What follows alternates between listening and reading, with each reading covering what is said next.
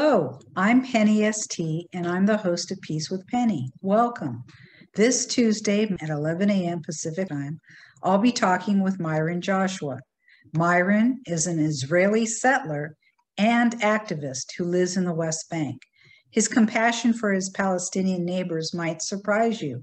We hope you'll join us. Myron Joshua has lived on Kibbutz Kfar Etzion for 50 years. Does Kfar Etzion sound familiar to you?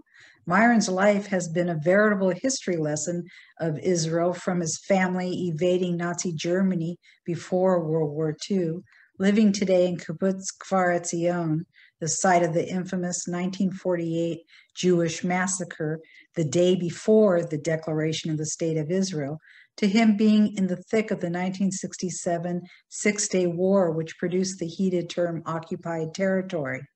Although I didn't know Myron until recently, his life's history has even intertwined with mine during our family's harrowing trip to Israel that changed my life, resulting in me wanting to work on peace.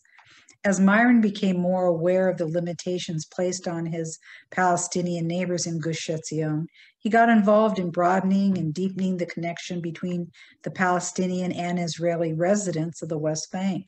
In his work with Roots Shorshim Judah, an organization striving to improve relationships between Israelis and Palestinians in the West Bank, Myron acts as a Roots liaison to the civil administration, Israel's governing body in the West Bank.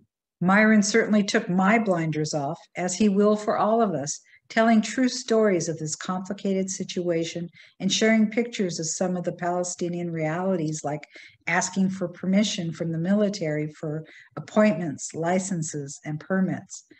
What was this kind-hearted, ethical Israeli settler to do? So how did I get involved with wanting to work on peace?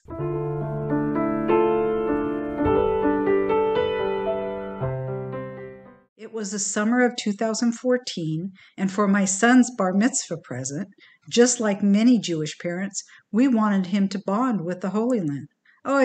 It worked perhaps too well. My husband had stayed back at the hotel, and our friends, my son and I, had just stopped in a pharmacy. Run to the bomb shelter, sweetie, please hurry. I didn't hear the sirens at first, but the Israelis did. They're used to hearing these things. We ran to the back of the storeroom. It was a 12-foot by 24-foot windowless bomb shelter. My heart's pounding. Boom! Boom! I hear and feel the percussion of the exploding bombs. I'm trying not to get sick. I look at my 13-year-old son and I think I'll never forgive myself if something happens to him. That's an excerpt from a speech I gave to the Orange County Jewish Bar Association. It was the first, but not the last time we had to run to a bomb shelter. Our adventure and my transformation is also the subject of my book, Blasted from Complacency, A Journey from Terror to Transformation in Israel. There is no chapter in a parenting book on what to do when a war starts and you're on a family vacation. Think touring extraordinary and sacred sites mixed with cowering in bomb shelters. I'm still trying to get over the Jewish guilt of taking my son to war for his bar mitzvah present. The impact of being human targets helped me understand the plight of Israelis living like this, and it also made me want to work on peace. How Israel is often described on the news is not what I'd seen with my own eyes.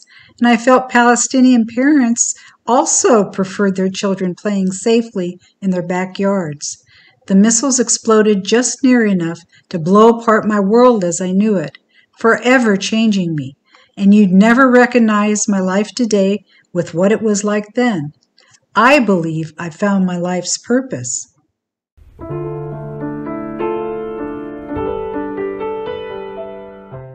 I hope you can join Myron and me on Tuesday at 11 a.m. Pacific Time.